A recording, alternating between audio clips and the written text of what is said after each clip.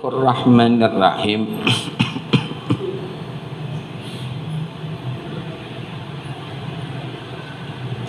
Qala Rasulullah sallallahu alaihi wasallam, lamma qadallahu al-khalqa kataba kitaban fahuwa indahu fawqa arsyih, inna rahmati sabaqat ghadabi, wa fi riwayatin galabat ghadabi. Hadirin wal hadirat rahimakumullah, kita masih membahas kitab Syarah Irsyadul Ibad ila Sabilir Rasyad karangan Syekh Zainuddin bin Abdul Aziz bin Zainuddin Al-Maliyabari, masih di dalam pembahasan Khitamul Khatimah fir Raja, yakni penutup dari kajian kitab ini tentang harapan kita sebagai seorang hamba kepada Allah Subhanahu wa ta'ala. Yang belum niat i'tikaf, tolong niat i'tikaf di dalam hati dengan ucapan Bismillahirrahmanirrahim. Aku niat i'tikaf selama berada di masjid ini sunnah karena Allah Ta'ala. Lalu lanjutkan dengan niat nuntut ilmu juga dalam hati dengan ucapan Bismillahirrahmanirrahim. Aku niat nuntut ilmu malam hari ini karena Allah Ta'ala. Semoga Allah Subhanahu wa ta'ala memberikan kepada kita ilmu yang berkah, ilmu yang mudah, ilmu yang manfaat dunia akhirat. Amin ya rabbal.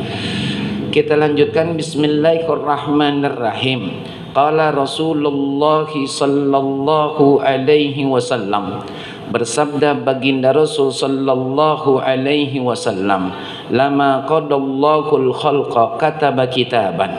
Ketika Allah Subhanahu wa ta'ala selesai menciptakan seluruh makhluk yang ada, lalu Allah Subhanahu wa ta'ala menetapkan satu ketetapan, fahuwa indahu fawqa arsyih. Yang ketetapan ini Allah simpan di atas arsy-Nya Allah. Apa isi ketetapan tersebut? Baginda Rasul sallallahu alaihi wasallam bersabda, inna rahmati sabaqat ghadabi. Sesungguhnya rahmatku, kata Allah, kasih sayangku, kata Allah, melampaui kemurkaanku. Wa fi riwayatin, dalam sebuah riwayat, galabat ghadabi. Sesungguhnya rahmatku, kata Allah, kasih sayangku, kata Allah, mengalahkan kemurkaanku dan juga amarahku. Dari sini hadirin wal hadirat, jadi sebelum kita jadi manusia, Allah sudah menunjukkan rasa kasih sayangnya buat kita hamba-hambanya. Terbukti dengan hadis baginda Rasul sallallahu alaihi wasallam ini, Allah menetapkan satu ketetapan setelah Allah menciptakan seluruh makhluk yang ada. Isi ketetapan itu yang Allah letakkan di atas arsy-Nya Allah, di atas singgasananya Allah adalah inna rahmati sabaqat ghadabi. Sesungguhnya kasih sayangku, rahmatku melampaui daripada murkaku. Artinya di sini pun secara sepintas tersirat, Allah sudah memang tahu, karena Allah Maha tahu hamba-hambanya suka berbuat dosa.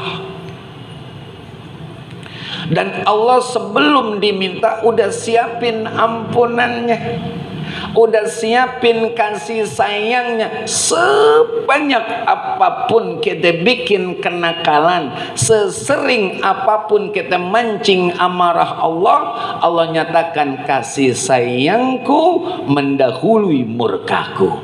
Maka ini kesempatan besar buat kita. Jangan kata kecil yang namanya dosa, siksaannya nggak nahan. Apapun judul nama dosa ini, kan ada dosa yang berasa, ada dosa yang nggak berasa. Dosa yang nggak berasa, maaf, lihat lawan jenis, mohon maaf, bukan auratnya, lihat lawan jenis saja dosa. Kira-kira setiap kita melek, kita istighfar gak? Dosa yang nggak berasa, dosa yang nggak berasa. Tuh. Makanya ada sebuah hadis dari baginda Rasul sallallahu alaihi wasallam, ada 3 mata yang Allah akan selamatkan besok di akhirat, nggak bakalan kesentuh neraka. Bukan cuman matanya doang, disebut mata oleh baginda Rasul sebagai perwakilan untuk seluruh tubuh kita manusia. Salah satu dari 3 mata yang Allah selamatkan besok nggak kesentuh api neraka adalah ainun kafat min maharimillah, mata yang dijaga untuk nggak mau melihat apa yang Allah haramkan. Itu dosa yang nggak berasa. Ya. Ada dosa yang berasa, tapi masih banyak manusia pore-pore lupa apa, ninggalin sholat nggak ke majelis taklim. Itu dosa yang berasa, tapi seakan-akan banyak manusia melupakannya. Maka ada satu kaidah menurut saya, nakalnya seorang laki-laki muslim gara-gara nggak jaga sholat. Nakalnya perempuan muslimah secara khusus gara-gara nggak punya rasa malu. Kok bisa begitu? Syukran, iya. Sebab janji Allah Subhanahu wa taala, innas salata tanha anil fahsya'i wal munkar. Sesungguhnya ibadah salat itu dapat mencegah seseorang dari perbuatan keji dan munkar. Kalau dijaga salatnya, maka dia nggak nakal pastinya.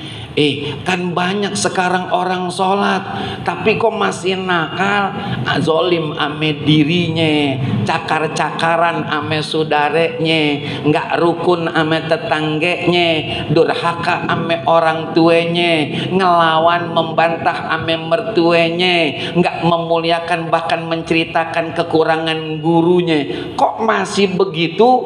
Karena sholatnya menurut Kiai Haji Sholeh Rohmani MA baru sekedar nyari sah doang, belum nyari sholat plus. Makanya dilihat dari sisi itu, maklum orang sholatnya rajin bahkan berjamaah, tapi nggak kalah rajin dosanya juga. Perempuan begitu, hilang aja rasa malunya, apa juga dikerjain. Idza lam tastahyi pasna ma syi'ta, kata baginda Rasul. Kalau kamu memang nggak punya rasa malu, berbuat aja sesukamu. Perempuan kalau udah kagak malu, apa juga dikerjain udah. Jelek-jelekin lakinya. Padahal kata Allah, kunna libasul lakum wa antum. Ente perempuan pakaian laki, yang namanya manusia secara umum punya kekurangan, tutupin. Gimana pok? Aneh nggak bisa cerita dah, speechless, aneh speechless, nggak bisa ngomong dah aneh. Emang apa? Cakep banget laki saya, secara akhlak dan ibadahnya. Toh. Begitu pula laki. Gimana bang? Bini, alhamdulillah sebagaimana yang saya harapin. Sabar banget orangnya, tutupin aibnya. Begitu kudunya. Ada masih perempuan-perempuan ya, ngobrak-ngabrik aib keluarganya. Emang ngapa? Rasa malunya udah nggak ada. Yuk dah. Tidak ada manusia secara umum, termasuk kita yang hadir di sini, coba angkat tangan. Siapa yang nggak pernah berbuat dosa? Angkat tangan juga. Siapa yang setiap berbuat dosa langsung istighfar? Nggak ada juga. Angkat tangan juga. Siapa yang pengen surga? Pasti mau. Kan aneh. Punya dosa cenderung banyak, nggak langsung istighfar, pengen surga, kan aneh. Manfaatin ini. Inna rahmati sabaqat godobi. Inna rahmati galabat godobi. Ya, kita lanjutkan. Wa Ahmadu wa Ibnu Majahin wal Baihaqi, dan dari Imam Ahmad, Imam Ibn Majah, dari Imam Baihaqi, Allah Subhanahu wa taala berfirman dalam hadis qudsi, ana inda zonni abdi bi. Aku, kata Allah, sesuai dengan prasangka hambaku. Benar ya, in zanna khairan falahu wa in zanna syarran falahu. Kalau hambaku berprasangka baik kepadaku, itu yang dia dapat. Kalau hambaku berprasangka jelek kepadaku, itu juga yang dia dapat. Gitu. Ada dulu orang, ya mungkin pernah saya sampaikan di sini, pesan, benar-benar pesan ame keluarganya. Wahai keluargaku, anak dan istriku, kalau nanti aku mati jangan dikubur, bakar aja. Udah dibakar kan tinggal debunya tuh masukin ke dalam toples, tutup, pergi dah ke tengah-tengah laut, aur ketika angin lagi kenceng, kan ngambrak tuh semuanya tuh. Mudah-mudahan dengan begitu aku nggak diazab ame Allah. Ngapain emangnya? Saking takutnya ame azab Allah. Selesai mati, dijalanin wasiat bapaknya, diaur abunya, Allah perintahkan bumi, wahai bumi, gitu, kumpulin itu abu jasad dari hambaku yang baru ditebar oleh keluarganya. Berkumpul, ditanya, Fulan bin Fulan, ente ngape, kata Allah melakukan itu, ngape? Aku takut banget dengan azabmu ya Rabb. Bener, iya aku takut banget, makanya aku pesan begitu supaya aku nggak diazab kepadamu. Apa kata Allah kalau bahasa kita? Aku ampuni dosamu. Ya. Jadi Allah sesuai dengan zon kita, sesuai dengan prasangka kita. Termasuk mohon maaf, jangan bangun suges di dalam diri kita sesuatu yang buruk dan itu melulu naudzubillah, dia bakalan jadi kenyataan. Karena prasangka seorang mukmin itu cahaya, kata baginda Rasul. Makin hari makin dihidupin, makin hari makin diingat, makin hari makin diulang, dia akan berbentuk sesuai dengan harapannya. Zon kita, makanya hati-hati sama zon kita, ya. Kita selalu arahkan zon kita kepada sesuatu yang baik dan diridhoi oleh Allah Subhanahu wa taala. Jangan yang jelek, karena yang jelek ya pastinya buat kita juga, karena kita yang berprasangka. Wal Baihaqi, dan dari Imam Baihaqi, amarallahu jalla wa ala bi abdin ilan nari falamma waqa'a ala safiriha. Dari Imam Baihaqi, baginda Rasul sallallahu alaihi wasallam bersabda, Allah Subhanahu wa taala memerintahkan dengan seorang hamba untuk dibawa ke neraka. Allah perintahkan malaikat, malaikat siap laksanakan ya Rabb. Ada apa? Bawa ini hambaku masuk dalam neraka. Dituntun nih sama malaikat, ya kan? Dituntun. Kemudian falamma waqa ala safiriha, ketika laki-laki ini udah sampai di bibir neraka jahanam, iltafata, laki-laki ini noleh kepada Allah. Noleh, faqala, lalu laki-laki ini berkata, amma wallahi ya Rabb, in kana zanni bika lahasanan. Demi Allah ya Tuhanku, sesungguhnya aku sangat berprasangka baik kepadamu. Itu ketika laki-laki ini dibawa, dituntun, udah sampai pinggir neraka untuk dimasukin ke dalamnya. Laki-laki ini menoleh kepada Allah dan berkata demikian, aku berprasangka baik kepadamu ya Allah, ya. Faqala Allahu azza wa jal, lalu Allah Subhanahu wa taala berfirman, radduhu, balikin lagi, udah sampai pinggir. Allah tuh sayangnya sama kita, pinggir, tinggal blung, jatuh, habis sudah, ya. Karena dia berprasangka baik sama Allah, Allah tunjukkan dan Allah buktikan janji Allah, radduhu, balikin lagi malaikat, jangan masukin ke dalam neraka, ya. Ana inda hasani zonni abdi, aku selalu sesuai dengan prasangka baik hambaku. maka kita nggak boleh berprasangka buruk sama Allah. Apapun yang Allah kasih, hatta separah apapun yang Allah kasih, ini baik dari Allah gitu. Nih kalau dikasih nggak enak ngeluh, dikasih enak lupa. Ini yang repot orang. Ini yang repot. Kalau dikasih nikmat ame Allah, bersyukur. Dikasih ujian ame Allah, sabar. Kan begitu kata Rasulullah. Ajaban li amril mu'min, inna amrahu kullahu lahu khair, wa laysa dzalika li ahadin illa lil mu'min. In asabathu syarra syakara fakana khairan lahu, wa in asabathu dharra sabara fakana khairan lahu. Sungguh sangat menakjubkan kata baginda Rasul, urusan orang mukmin, seluruh urusan orang mukmin baik. Tuh.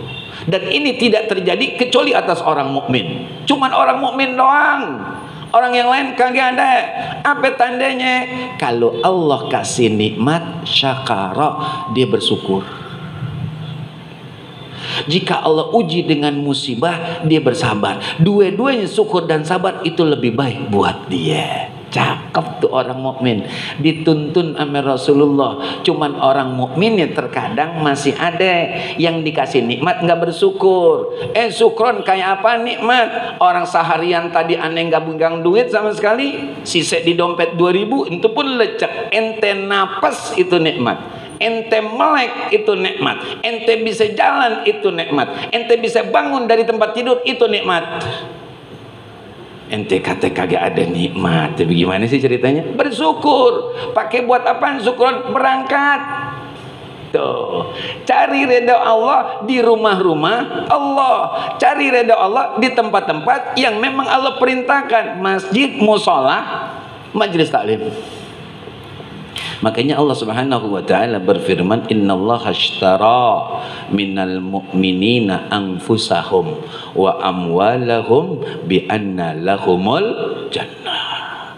Sesungguhnya Allah membeli dari kita orang mukmin laki, orang mukmin perempuan, diri-diri mereka, harta benda mereka dengan harga surga. Tuh. Gitu. Kita punya duit, belanja. Kemarin ada pengajian Sabtu pagi, ibu-ibu. Saya bilang begini, Bu, iya, apapun yang mau kita lakukan bawe enak, bawe senang, lapang dade. Kalau sedekah banyak lah yang kita keluarin. Cobe, tapi jangan dicobe. Kita ini mengkerut, kening ini mengkerut, dade sempit, pale mikir, pasti yang keluar dikit. Ayo dah kalau nggak percaya, buat senang. Alhamdulillah tuh ada kotak yang nyampein celengan saya buat sampai akhirat tuh. Makanya ada sebuah hadis dalam kitab Syarah Tanqih Qaulil Hasis fi Syarhi Lubabil Hadis, sebaik-baik manusia adalah peminta-minta. Apa alasannya? Karena dia adalah baritnya, posnya kita untuk nyampein harta benda kita sampai ke sisi Allah, yang besok kita tinggal nikmatin. Nggak pakai kita bawa, lewat beliau aja udah bawa senang tuh, bawa enak, banyak dah kita ngeluarin. Kayak sekarang nih korban, apa kurangnya Rasulullah nawarin pahala? Kan begitu. Ma amila adamiyun min amalin yawma nahri ahabba ilallahi min ihraqid dam, innaha la ta'ti yawmal qiyamah bikuruniha wa azlafiha wa ash'ariha wa inna damma la yaqa'u minallahi azza wa jal bimakanin qabla an yaqa'a minal ard fatibu biha nafsan atau kama qala Rasulullah sallallahu alaihi wasallam. Ini salah satu yang harusnya bisa jadi motivasi kita orang beriman yang punya kelebihan rezeki untuk sisihkan melaksanakan ibadah sunnah kurban. Apa isinya syukron? Kata baginda Rasul, tidak ada yang dikerjakan oleh manusia pada hari raya Nahar, yakni hari hak di hari raya Idul Adha, ya kan, yang lebih Allah cintai ketimbang mengalirkan darah. Dari sini pula mohon maaf, minta izin kepada semuanya, juga guru-guru yang ada dan para orang tua, kalau kita mau melaksanakan ibadah sunnah kurban, minta ame panitia disembelihnya hewan kita di hari pertama. Kalau Jumat bagaimana syukron? Upayain. Emang kenapa? Beda fadilahnya dengan hari tasrik pertama, kedua dan ketiga. Ambil yang pertama, hari haknya, itu fadilahnya. Begitu. Tolong ya. Ya kan Ustadz Zarkasi, insya Allah ini ibadah sunnah kurban saya, sembelihnya hari raya ya, jangan hari tasrik. Emang apa? Kan banyak nih Riyadul Abidin hewannya gitu. Saya masukin hari pertama ya. Beres. Yes. Dipanggil nama bukan. Aja ikut, insya Allah ikut.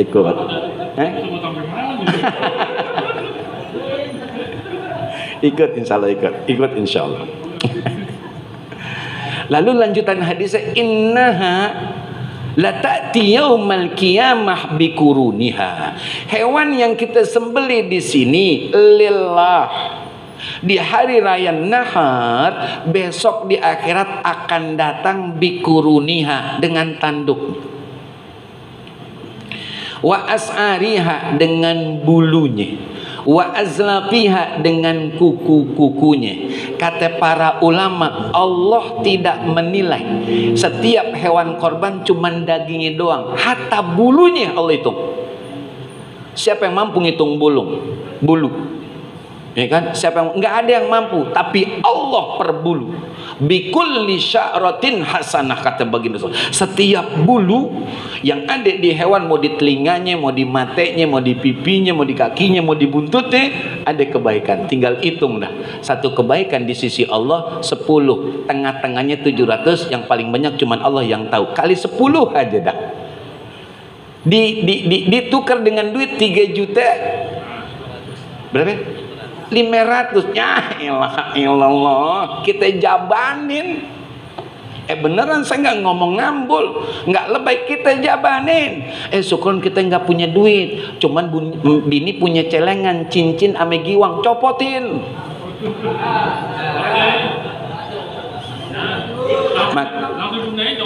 Copotin udah. Oh, rorodin. Emang ngapain syukron? Ini yang afdol, ini yang Allah cintai di hari raya Nahar. Buat apaan ibu punya cincin? Buat apaan ibu punya giwang? Ibu pakainya cuman sampai akhir hayat. Ada cincinnya, ada giwangnya. Yang ada sisa siapa? Lakinya. Lakinya buat apaan? Buat bini baru. Ngapain dibela-belain ya? Kalau saya ogah, dah bu, ogah saya. Udah bang, iya bang, bener bang, kata syukuran bener bang, udah bang. Ngapain semangat banget ini? Bukan ibadah. Padahal dalam hatinya daripada kasih bini yang baru. Kan laki-laki begitu bu, nggak ada sih di sini. Laki-laki yang sono, bininya meninggal, di pojok deh. Gitu. Iya, gitu dia. Dilihat nih mana yang janda glowing. 3 bulan aja nah, melimpir tuh, ya kan? Sehat neng, alhamdulillah Pak Haji. Tuh. Beli apaan? Pangsit. Ada duitnya? Ada. Pegang nih 200. Tuh kan main. Tuh laki sebelah sono, di sini sih kagak ada. Sini lempeng semua lakinya. Kalau depan bininya. Gitu bu, bismillah copotin. Bang, kata Sukon begitu kan tadi pengajian, jual bang ke Mampang bang. Noh, ya kan? Jual bang. Ke toko Kemenangan bang, langganan kita jual. Dapat berapa bang? 5.500.000. Alhamdulillah. Satu dah bang, kita korban ya insya Allah. Iya, lebihnya saya celengin lagi bang. Cakep. Tuh, jatuhnya jadi sunnah kifayah. Satu doang hewannya bisa mewakili seluruh keluarga yang ada. Begitu senang bawanya, karena akhir hadis ini baginda Rasul mengatakan fatibu bihan nafsan. Senanglah kalian dalam melaksanakan ibadah kurban. Jangan bang ape kan gara-gara ngikutin ngomongan Sukron begini jadinya nih. Giwang kaget, cincin gak balik. Abang gimana sih ceritanya bang? Jangan jadi seselan, karena itu udah jadi celengan kita besok di bawa senang ya. Kita lanjutkan.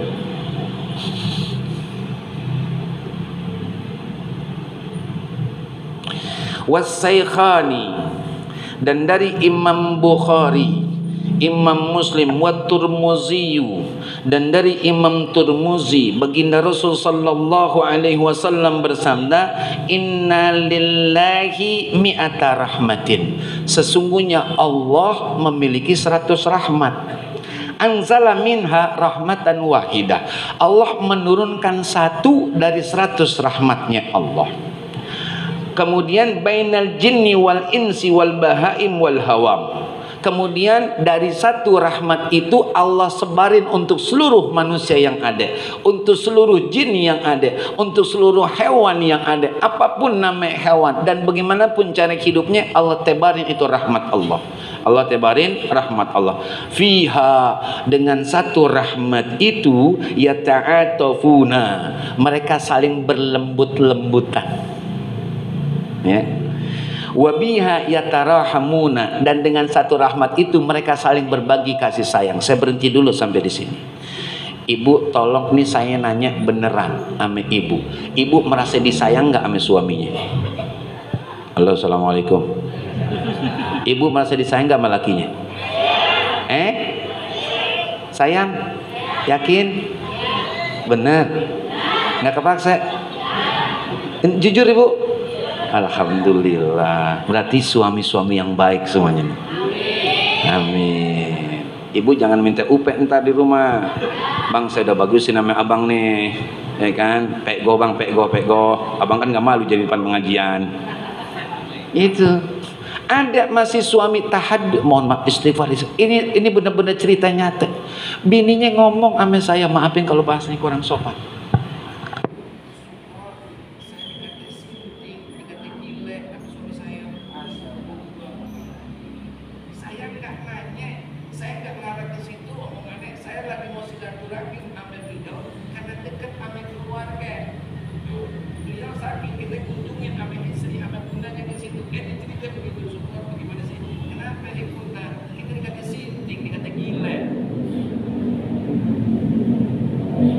Masih ada tuh laki yang begitu. Bapak bagus banget ibadahnya, tapi bini sakit hatinya dan beliau tidak memaafkan, bapak masuk neraka. Biar jelas. Tenang bu, saya belain. Yang penting giwang copot. Lakinya mohon maaf, sebelum azan dia udah datang. Dari subuh sampai isya, maghrib sampai isya dia nggak pulang, dia sholat. Cuman kata bini, saya sakit hati dah, Sukron, sakit hati dah. Saya dikata gila Sukron, saya dikata sinting Sukron. Sampai saya bilang, bang apa sih abang bilang saya sinting? Bang apa sih abang bilang saya gila? Emang saya sinting apa bang? Dan beliau mengatakan, saya nggak diberikan nafkah Sukron lahir dan batin. Tahunan Sukron, saya nggak protes, saya nggak komplain, saya berusaha untuk sabar dan memahami. Ngapain saya dikata sinting Sukron? Tuh laki tuh. Ente jangan mentang-mentang Allah mengatakan ar-rijalu qawwamuna 'ala nisa, jadi sok kuasa ente. Hak tetap sampai di hadapan Allah. Jangan modal otot ente neken-neken. Otot ya dengan deken ya. Iya. Benar gak? Jangan otot yang ente tekan-tekan. Benar ya bu? Bang Rahmat tuh, Bang Sari, Bang Adi. Oh Bang Mion, bener Bang Mion juga. Mau nambahin? Nggak boleh begitu. Wahai saudaraku dan ayah-ayahku semuanya, nggak boleh. Kita ada kekerasan fisik, ada kekerasan ucapan, dan itu haram hukumnya. Kan begitu Allah Subhanahu wa taala berfirman dalam hadis qudsi, inni haramtu zulma ala nafsi wa ja'altuhu bainakum muharraman fala tazalamu. Sesungguhnya aku, kata Allah, sudah mengharamkan kezoliman, dan kezoliman itu aku haramkan atas diriku. Maka kalian wahai hambaku, jangan saling menzolimi walaupun cuma lewat kata-kata. Jangan mentang-mentang bapak megang kunci sorga kemudian tulak pinggang depan bini. Bini walaupun dikata lemah ketimbang laki-laki, bapak pernah hamil? Enggak, kan? Bapak pernah ngikat batu di perut 2 biji sehari aja jangan dilepas, pernah? Kaget. Makanya dipuji perempuan oleh Allah, wahnan ala wahnin. Semenjak ketahuan hamil terus-terusan susah, berat, ngeluh, sakit, bengkak kakinya, susah tidur, yang mau tengkurap takut meletup, mau dibegini sakit pinggangnya, dia ngeluh dikit kata lakinya kolokan, pan gara-gara lakinya tuh. Bener ya bu? Gara-gara lakinya, asal-asalan aja menyelebin. Ya bu, coba kalau ibu lapisin, ini kan legging pakai, celana pendek pakai, sarung pakai, lepis pakai, kan lame tuh dah. Tuh laki itu kadang-kadang, maaf ya, nggak ada rasa terima kasih sama bininya. Bini kan orang Allah angkat lewat baginda Rasul, yang dulu kalau lagi perempuan langsung dibunuh, diangkat oleh Allah. Sama haknya besok. Jangan kita mentang-mentang laki-laki dikata pemimpin terus sok kuasa dan sok ngatur. Nggak bisa bapak, maaf kalau bahasanya kurang sopan. Sebagus apapun kita punya ibadah, beliau-beliau haknya sama besok di pengadilan Allah. Kalau beliau nuntut neraka tuh. Tolongin dah, sayangin bini ya bu. Jadi giwang ya. Yes, kita lanjutkan lagi ibu-ibu hadirin jamaah rahimakumullah. Enggak boleh jadinya kita, enggak boleh ya. Kemudian nih ya, wabiha yatarahamun, saling mengasihi, mencintai. Saya mau tanya lagi, Pak, Bapak dipeduliin enggak sama bininya? Jujur nih Pak, kita ngomong di majelis. Dibingung, mau dikata sayang takut bohong, mau dikata kagak sayang kesianan bini, malu di majelis taklim. Bini, adek bini Pak, mohon maaf nih ibu-ibu juga Pak. Nih misalkan piring makanan, Bang, makan, saya mau tidur. Dikata bini lakinya itu, ini kali ayam jago. Makan Bang, saya mau tidur. Ada kan yang gitu ibu-ibu di sini? Nggak ada di sini? Nggak ada, lagi ngaji. Coba besok kalau ngantar malam. Makan Bang, saya udah capek, mau tidur. Habisin, taruh ntar di ini wastafel, jangan taruh situ berantakan. Makan doang aja susah banget tuh. Jadi kita kayak ayam jago jadinya. Suaminya kayak ayam jago. Makan Bang, nih airnya, nih makanannya. Makan dah ya, saya mau tidur ngantuk. Tuh, yang cakep kayak Sayyidah Aisyah, masakin masakan ngasih Rasulullah, nemenin semeja, nungguin laki-laki makan, cakep. Tuh, cantiknya Sayyidah Aisyah, subhanallah, cerdasnya Sayyidah Aisyah, subhanallah, banyak yang meriwayatkan hadis, subhanallah Sayyidah Aisyah. Dan yang gadis satu-satunya istri Rasulullah adalah Sayyidah Aisyah. Beliau adalah putri kandung Sayyidina Abu Bakar As-Siddiq radhiyallahu anhu. Ditemenin Rasulullah, makan Bang, iya Neng, enak Bang, cobain ya Bang, kata Sayyidah. Iya saya cobain. Sadar Sayyidah Aisyah, masakannya asin, maafin ya Bang keasinan, nggak apa-apa Neng. Ada laki begitu, digodek, Bapak nggak lihat aja godek, no godek, ya saya nanya jujur, godek no, bukan main. Bini udah capek, hamil capek tuh, 9 bulan 10 hari banyak keluhan, melahirkan hidup antar hidup mati. Udah habis begitu nggak pere, netein 2 tahun. Kan begitu, udah begitu nuntun anak ke sekolah, mandiin anak, bantuin anak kerjain PR. Bapak ngapain? Bener ya Bu, saya belain Bu. Mungkin ibu kalau ngomong sendiri takut sama suaminya, saya belain Bu. Emang begitu, nggak boleh begitu. Ibu juga temenin tuh. Suami kalau bininya masaknya kurang enak, Neng, nggak ada di warteg, nggak ada restoran, nggak ada kayak masakan kamu, nggak ada. Emang nggak ada masakan asin, saya bilang doyan. Kan begitu. Cuman beliau bagi Rasul nyontokin ame kita umatnya, urusan kecil begini jangan jadi sumber perpecahan. Kan cuman kurang garam doang, bisa jadi bininya mengantuk. Tadinya mau ngasih royco jadi garam, mau ngasih dikit tutupnya kebuka aur asin. Dia mau buang mubazir, akhirnya dikasih suaminya maklumin, nah enak neng tuh. Kan bohong sukron, bohong buat nyenengin bini nggak jadi dosa. White liar namanya, bohong putih. Boleh buat nyenengin bini, nggak apa-apa biar dia jingkrak. Alhamdulillah laki pengertian, dia nggak marah-marah ya. Besok saya nggak mau begitu lagi dah, tobat dah saya dah. Tuh coba kalau tunjuk dasar, kata bininya mulai besok bang masak diri. Mauan mana yo. Udah terima aja, orang bini capek segala-galanya dia yang kerjain. Nih laki kudu disayangin ibu, temenin makan. Udah bang, udah ya udah. Nih abang minumnya air putih anget. Dah habis begitu jangan tidur ya bang, selonjoran dulu dah depan TV, nggak bagus buat kesehatan. Nih saya pindah dulu ke wastafel sekalian nyuci, cakep. Di depan TV di sofa ngobrol, pijitin kaki bininya. Capek neng, pernah ibu digituin? Ya godek lagi, digodek lagi no ya, paling depan digodek lagi. Pijit kaki bini, jangan kaki bini orang. Iya, orang demen banget laki-laki kaki bini orang dipijitin. Mentang-mentang kaki bininya udah kisut kayak kerupuk kulit jagal.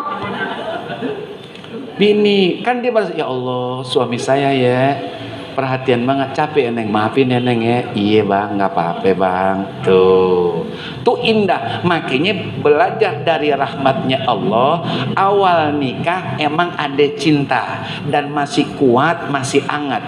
Tapi umur 40 kesonoan, cinta lambat laun hilang, yang ada kasih sayang. Tuh. Kalau cinta kaget, kasih sayang kaget, walaupun udah nenek-nenek, aki-aki berantem. Oh jingkrak-jingkrakan dia. Iya, itu.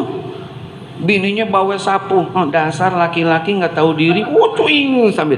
Yang nonton cucunya, yang nonton tetangganya. Udah aki-aki nenek-nenek berantem. Emang ngapain? Tercabut kasih sayangnya oleh Allah karena dasarnya nggak ada itu perhatian satu sama lain.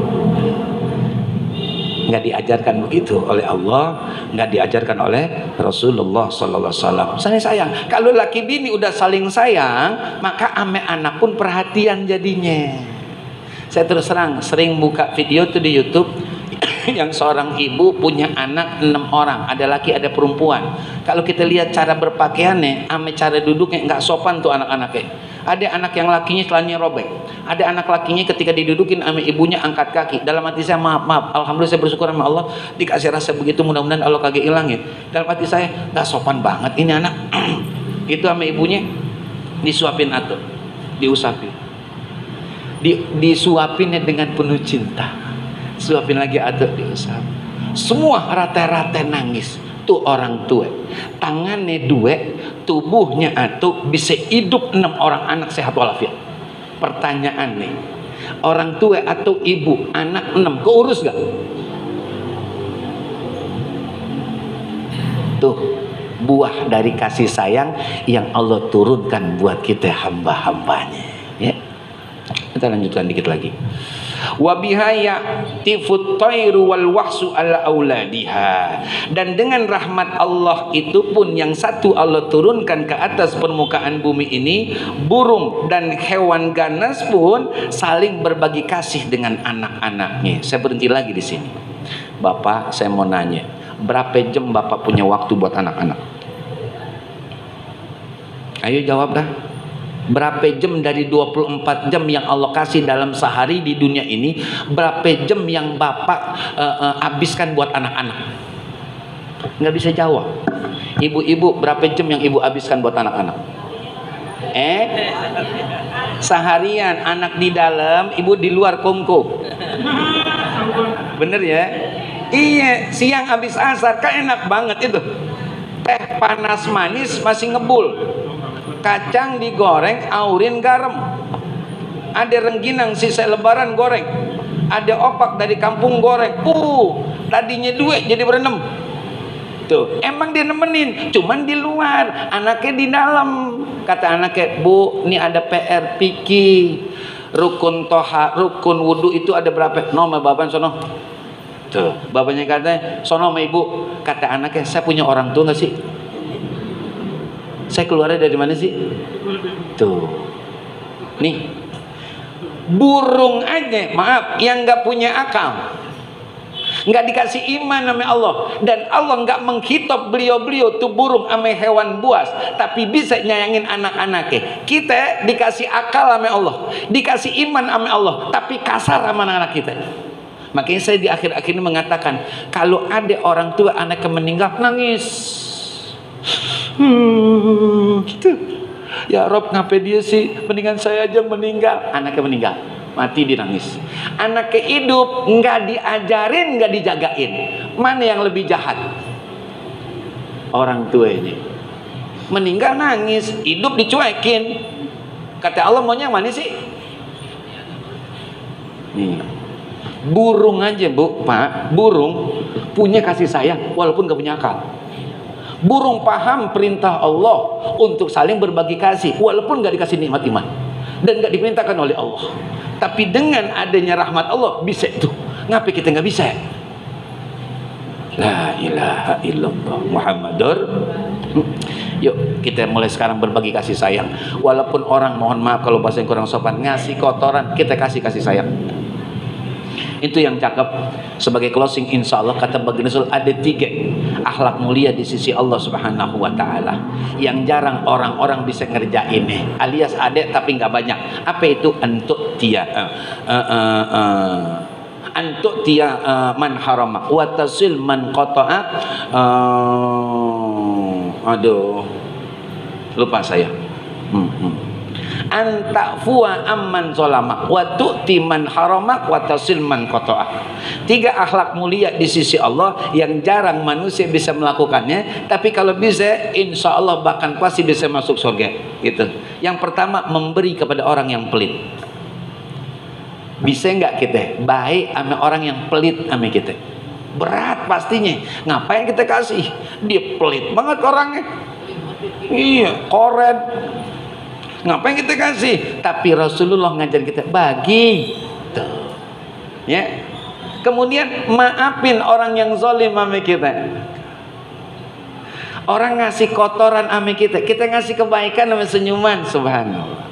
Wa tasil man qata'ah, nyambung tali silaturahim kepada orang yang memutuskannya. Orang buang muka, kita cari mukanya.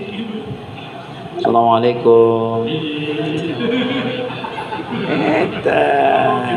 Menurut saya salaman cakep, tapi usaha jaga silaturahim itu lebih cakep. Assalamualaikum. Berangkat kok, kan ada yang begitu. Iya, marah nih ya.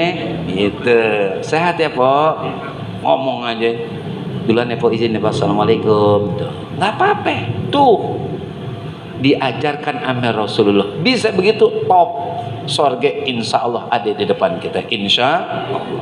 Tapi hadirin wal hadirat rahimakumullah, sudah masuk waktu Isya, kita baca Fatihah. Kita mohon sangat hanya kepada Allah Subhanahu wa Ta'ala. Mudah-mudahan dosa-dosa kita, dosa orang tua, kakek, nenek, guru, keluarga, juga mertua, baik yang masih hidup ataupun yang sudah meninggal dunia, senantiasa mendapatkan ampunan Allah Subhanahu wa Ta'ala. Kita yang masih hidup bersama pasangan dan anak keturunan kita, semoga selalu di bawah penjagaan dan perlindungan Allah Subhanahu wa Ta'ala, senantiasa mendapatkan petunjuk hidayah Allah untuk dapat memanfaatkan sisa umur yang ada, nikmat yang Allah berikan untuk ibadah, untuk menjalankan ketaatan, ikhlas lillahi ta'ala, juga istiqomah, agar akhir hidup kita dan seluruh anggota keluarga kita, juga guru-guru kita dalam keadaan husnul khatimah. Semoga Allah tempatkan, Allah kumpulkan, Allah satukan, Allah gabungkan kita bersama orang-orang yang kita cintai dan mencintai kita di dalam surganya Allah Subhanahu wa Ta'ala. Bitilkan niyah. Al-Fatihah. A'udzubillahi minasyaitonir